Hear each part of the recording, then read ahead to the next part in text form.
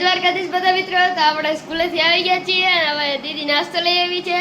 તો નાસ્તો કરી લે ને પછી આપણે માતાજીના મંદિરે જાય. તો મોડું તમને સીધો ગાડીમાં. આજે દાબેલી અને આ છે દાળ પકવાન. તો તમે પણ હાલો નાસ્તો કરવા. એક દિવસમાં મમ્મા પણ પાવ અને દાબેલી બનાવશે. તો એની રેસીપી મારા મમ્માના ચેનલમાં હર્ષા આહિરવાડામાં આવશે. તો એને પણ જરૂરથી સબસ્ક્રાઈબ કરજો. હવે આપણે જઈએ છીએ ગામડે મંદિરે. સોમવાર છે એટલે જઈએ છીએ. તો હાલો નીકળી ગયા છીએ અમારે કુળદેવીના દર્શન કરવા.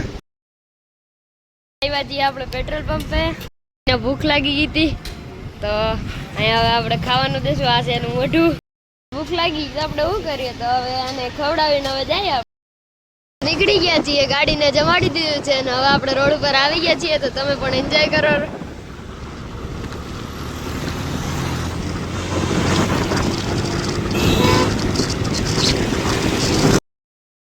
આપણે ડેરવાડ પહોંચી ગયા છીએ અમારા ગામડે અને જોઈ શકો છો બધે માંડવી ઉઠી ગઈ છે. બધે માંડવી વાળ છે અને સરસ થઈ છે આ વખતે.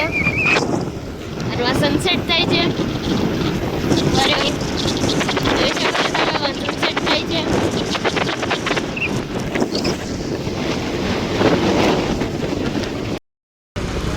તો આ છે અમારું ગામ.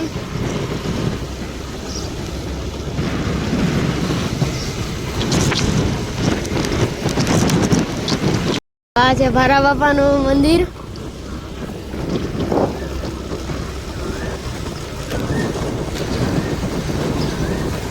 આ છે રામ ભગવાનનું મંદિર. આવી ગયા છીએ આપણા મંદિરે.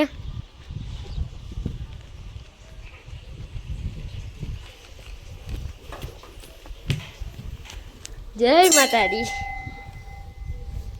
તો અહીંયા છે આપણા કુળદેવી. બાપુ કેમ છે? મજામાં? તો અત્યારે મમ્મા અહીંયા સુખડી ધારે છે. આપણા કુળદેવી, અહીંયા ગણપતિ દાદા અને હનુમાનજી છે.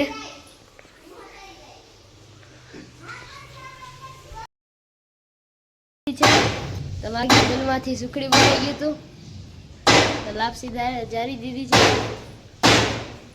શ્રીફળ તોડે છે.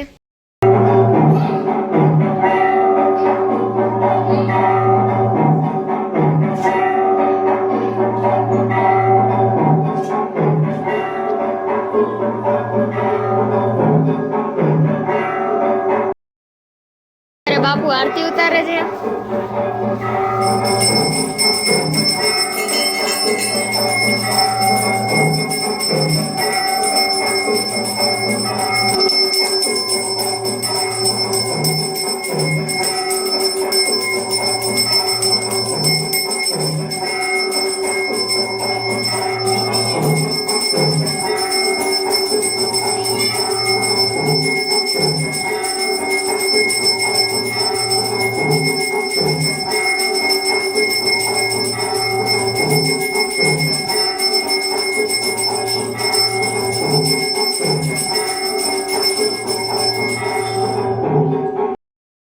માતાજીની તો આપણે લઈ લઈએ.